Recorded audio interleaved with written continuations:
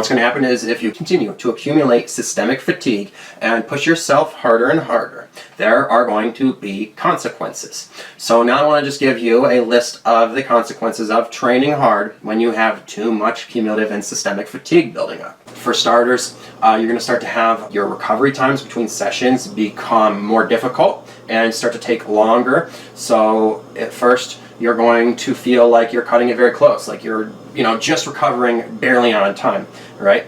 And then you're going to start to feel like you're really destroyed the next day, and in order to recover on time, you're going to need to do all the recovery protocols you possibly can, in order to make it. And then you're going to get to a point where if you keep pushing yourself, all the recovery protocols aren't going to help you recover on time, and you're going to have to start pushing your next session back a little ways. All right, so that's the first sign. The next is you're going to hit a wall with your gains, and there's going to be strength and performance fall off. You're going to stop seeing hypertrophy and mass gaining, and then you're going to start to lose energy and have an excess need for sleep. Then there's going to be some psychological burnout issues. There's going to be depression, loss of motivation, irritability and instability, maybe some behavioral health issues, right?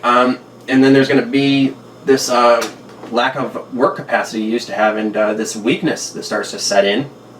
You could get to the point where it becomes even difficult to get out of bed or difficult to perform your job.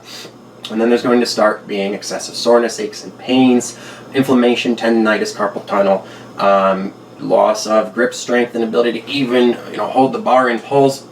And if you continue to push yourself beyond that, after your very hard training days where you were effectively overtraining, you may wake up in the morning with a bit of a headache and possibly even some general physical malaise like you might experience if you had a cold or flu. Not necessarily, the runny nose and the sore throat, but the general bodily feeling of malaise that you get when you are sick.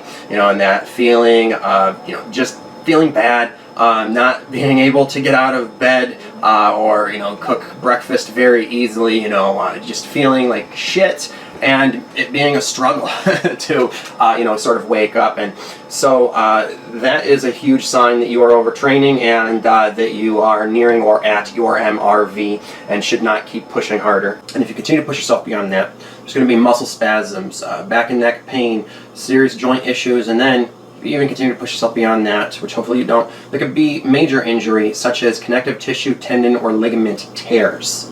And once that occurs, the consequences are major and devastating. You have literally had a serious destructive impact on your body at that point, and even after major surgery and physical therapy and everything you can do to recover, you're never going to be back at 100%. All right, so that's why I'm trying to drill home the point that fatigue is a serious concern here, because it's just one of the signs that you are going down the road to major injury. All right, so while you might be able to deal with some fatigue and tiredness, once it starts turning into these other symptoms and aches and pains and other issues that are going to affect your performance, not just in the gym, but in other aspects of life, you really need to be listening to your body. And what you're going to find is that fatigue management and recovery is super important because it's a real key to hypertrophy and long-term growth and progress. Hypertrophy doesn't happen when you are performing at the gym. It happens when you are recovering from what you did at the gym.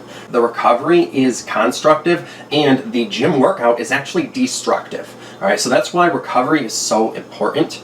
And what happens is when you are not recovering properly from the fatigue that was caused by the destructive work you did at the gym, then you're not having the constructive effect that you want to have, that hypertrophic adaptation. And when you then go back and work out again after not having recovered properly, you are simply compounding the destructive impact. So when you are not managing your fatigue and recovering from it properly, you are not going to be growing and making progress with your performance. So that's why fatigue management and recovery are just as important, if not more, than the actual exercise itself. And so you're going to see a lot more gains and growth and progress of whatever type of performance you are working on when you are focused just as much, if not more, on fatigue management and recovery.